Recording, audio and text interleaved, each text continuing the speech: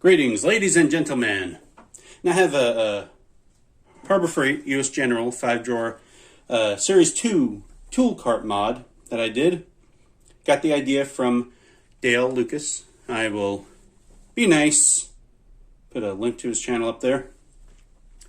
So, you close the lid. It'll lock the drawers. He had a video about an idea to cut these, sure. But what are you going to do if you want to lock the drawers? If you're moving it around, then that's not fun, is it? Well, he said to remove the plastic caps, take your oscillating tool, cut the metal, then repaint, put the metal inside of here.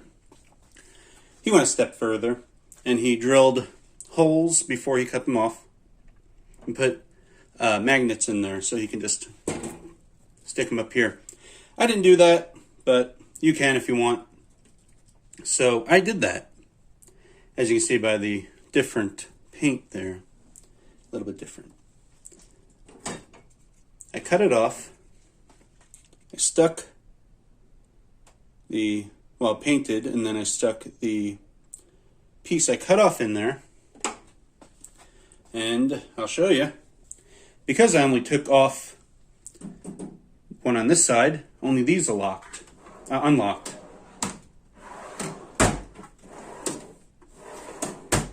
This side will be locked. And these will be locked because both sides lock them.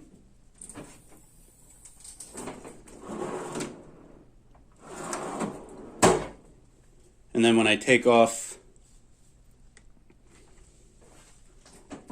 the other one, everything is unlocked.